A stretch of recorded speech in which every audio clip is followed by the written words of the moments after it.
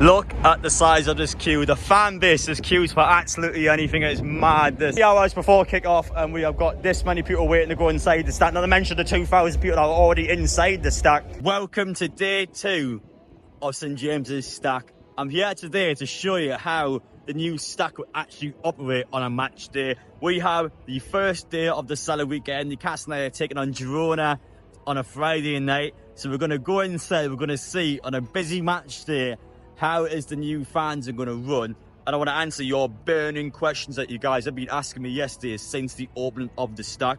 And I like to start off with actually some lovely bits that the stack has added into their building. So straight away, if you have someone who is autistic, or you are with a family member or friend of someone that might not like loud noises or might want to be involved with the stack without having loads of people around them, if you contact the stack in advance or email somebody that works for the stack, there are actually rooms inside that are designed to have people in there where, I don't know exactly if it's the sensory room or what it would be, but it will just help a more inclusive fan zone get in there. So people who are autistic, people who might not be the best around large noises, and a lot of people, there's rooms designed where that will accommodate you, so people who are disabled can go inside and actually enjoy the experience, even though it is obviously quite a busy place. But yeah, keep that in mind, because I thought it was lovely. I had a chat with a couple of guys before where they told me that they contacted the stack in advance, they got someone sorted out for them, so spot on. Well done to the stack on that.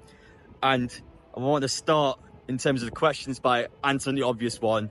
Beer. You guys love beers. We are in Newcastle, the city of the pints, I would say.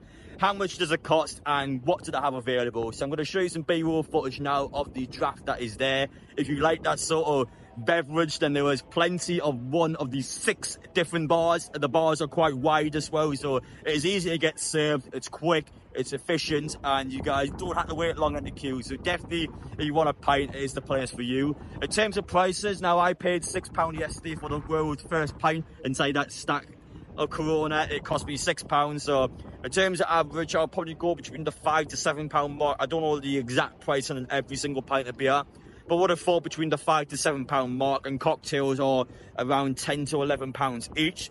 So in terms of the Newcastle prices, I would probably say it's around average, if not slightly inflated, so on the high end of the average scale. In my personal opinion, I actually thought it would be slightly more. I thought there would be an additional inflation because of the fact it is St James's stack. And in Stack's defence, there's a lot of live bands inside. It's quite an authentic experience where there's thousands of people in there. You could argue it's not just buying a pint, you're going in there for the experience. You could argue in Stack's case that they are entitled to have a bit of an inflated price. But obviously for me, I want to tell you the truth, be as honest as possible. Prices are a little on the high end, but I don't think they're that bad. I honestly was expecting them to be worse, so I don't think it's the worst thing in the world. Is there Wi-Fi? Is the next question someone asked me.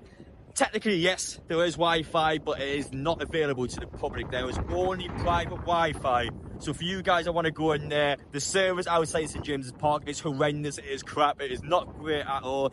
It's going to stay that way, if not get worse, because there's more people congregating around the stadium. So unfortunately, no available public Wi-Fi, which I was a little surprised by. I thought there would be. Now, I've been to the Box Park, a couple of them in London before. Again, similar situation where you go to London, there are so many people there.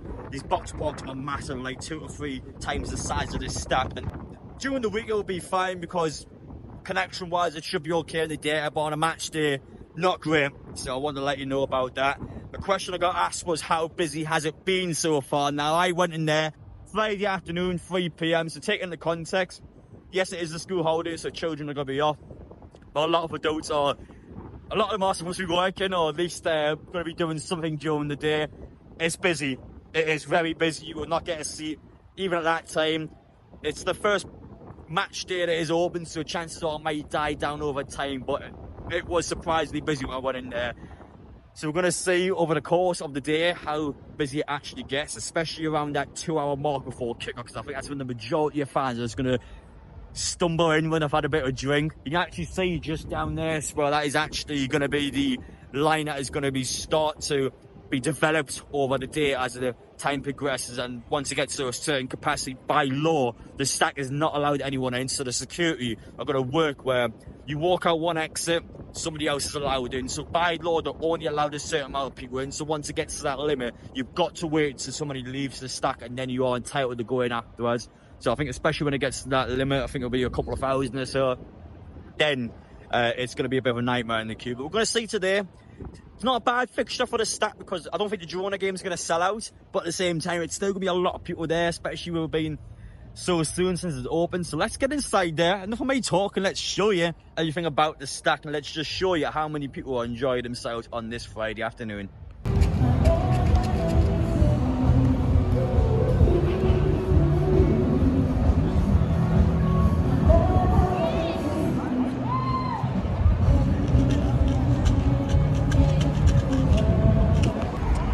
Look at the size of this queue. The fan base is queued for absolutely anything. It's mad. There's a new Stack first match. So, hello mate, you in there lad, enjoy yourself. But the queue is absolutely massive. So it goes all the way around the side. And as I just said before, it doesn't matter what it is. We just queue for anything. It's just, it's crazy. We queue for the kit launch. We queued in Japan. We queued out here. The new Stack going to be queuing again on Tuesday for the new away kit coming out. It's just mad to see the admiration for this football club and just people that just want to see everything in Newcastle at the minute. And we've sat in an absolute gold mine, haven't we? Look at this, it just loops around. This is just to go inside and have like a pint. You can go like anywhere else for a pint. But hello mate, you right? Hello, you good mate? But yeah, that is just mad. 3 hours before kick-off and we have got this many people waiting to go inside the Stack. Not to mention the 2,000 people that are already inside the Stack. So the way that this works is, of course, crowd control. So whenever, by law, somebody leaves the Stack down there, there'll be a walkie-talkie or some form of way to pass information to the queue at the front to let them through on a one-by-one basis. One thing I have noticed about the queue, that even though it is quite long, you can see at the front it's quick. A lot of people are going in at a fast rate, so when you're waiting outside, I generally think that's less than a 10-minute wait. I don't think it's that long. Now, you got to remember, especially a kit launch, for example, you're not going in there, you're not getting your shirt put. It's quite a quick process where I'm sure a lot of people are just going in for some casual drinks or something to eat. They're popping straight out. And for Newcastle fans, they want to chill in there for a bit. I feel like for a lot of the fans there as well, just a lot of people just almost just checking the Stack out, popping in, seeing how it is, and then popping out for a bit. But on a match day, I'm sure, as I mentioned before, once the hype dies down a little bit, I feel like the fans here will congregate at different bars around St James's. So it should have quite a natural process. But even though there's a new competitor here for the likes of the Strawberry and the likes of the Shark Bar, I think long term it won't actually damage those pubs. I just feel like on a short term basis there'll be a bit of an impact on it. But I still think long term it'll be quite healthy for everyone. I just think there'll be more fans around here on the match day, which is actually a good thing for the likes of the Strawberry and Shark Bar, because I've got a few people are going there, have a couple of drinks, get drunk, and then they'll go straight out and go to a different bar instead of going directly to St James's. I feel like people will switch around the bars, and because of an extra bar being here with a couple of thousand people, I feel like these individual fans will actually go to different bars around Newcastle and just enjoy themselves around the area. I don't know, it's my personal view. Maybe I'm just trying absolute crap, but honestly, it's impressive to see. Just look at that. It's a bar. It's not a kit launch. You're not meeting a new player. Like, this is just to have the right to go to Stack and have a few drinks in there. I love how excited this fan base is. It is honestly fantastic to see. So this is how Shiraz Bar is looking around the 2 to 3 hour mark before kick-off. So we're going to go inside and see, with the new Stack being a direct competitor, will Shiraz Bar still have loads of people inside? You can see in the terrace, there's a few people there.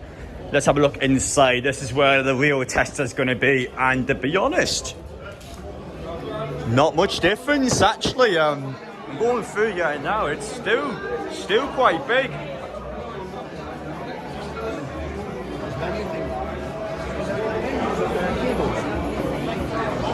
Sorry mate, sorry lads.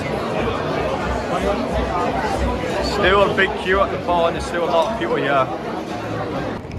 We may be going under the biggest political protest in Newcastle, probably my lifetime, but life goes on and you can see it's St James's Stack. It does not matter, everyone is enjoying themselves. I'm going to see how the queue is looking today. It was busy yesterday, Friday night. It is now busy today, so this is a Saturday around 11 AM. 2 hours until the women's team kicks off, and then we've got about 5 hours until the men's team kicks off. The attendance figures yesterday were 31,000.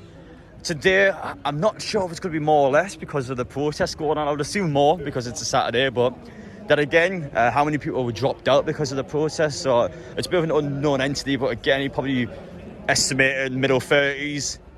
and you just see how busy the stack is. So I'll tell you now, you've got to come hours in advance if you want to come to this new stack. I think once it dies down a little bit, it'll be easier to get in. You can see how quick the queue is. You can go back to the queue here, it'll probably take you 10-15 minutes to get in, which is actually not that bad, but you can just see again, it is looking like this every single day on a match day.